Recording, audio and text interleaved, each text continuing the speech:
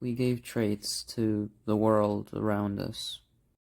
Said owls were wise, perched on branches, contemplating their surroundings. Loyal dogs, waiting by the door, wagging their tails in the dark. Curious cats, playing with toys, trying to make sense of them. Grimy rats running through sewers, eating whatever scraps they find. Elephants, deeply emotional, mourning the death of loved ones. Selfless bees, sacrificing themselves for their hive. Like cunning foxes outsmarting their prey, or fast hares outrunning their predators. Fierce lions taking down animals 3 times their size.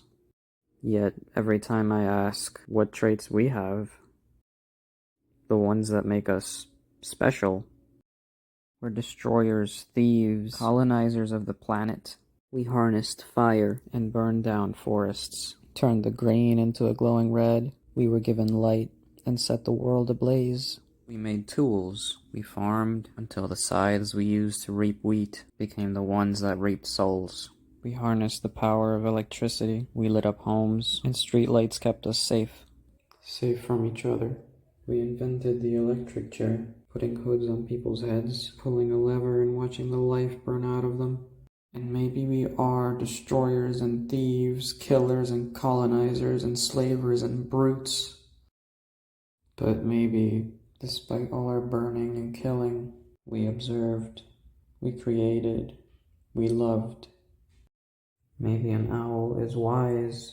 Because 100 years ago, a child looked at an owl and thought of his wise grandfather and his gentle smile, hands smelling like earth and tobacco.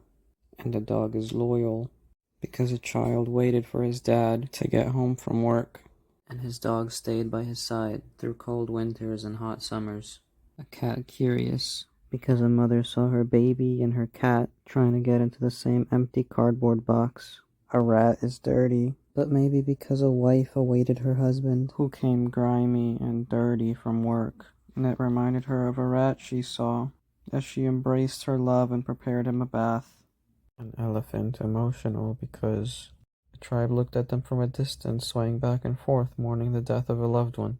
And they saw the same ache that they felt at the same graves they dug. A bee an altruist because they died to protect their loved ones, the same way men give their lives at war as soldiers and never come back home. And all the traits we put onto the world are reflections of us too. I think perhaps we're the animal that seeks meaning, the animal that looks at the mundane, creating something greater, the animal whose skin bruises and heals, the children that know one day our parents will die, the animal that notices the forehead wrinkles on those he loves, the one that cries and screams when his brother or lover coughs blood. We imagine existence in those that came before us and those who will come after.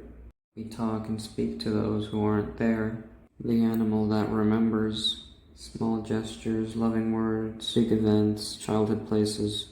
The animal that plans for a future that may never come. And we can look at the stars and dream our wildest dreams. We can stare at the rivers and wonder where the never-ending water comes from. We write poetry for people that will never read it. We love despite knowing we'll die. Creating stories for people that don't exist yet. Leaving our small collective mark in the world. But even when we are gone, the water will still fill in our prints in the sand. So we will make more until we can't, until even the sea remembers us.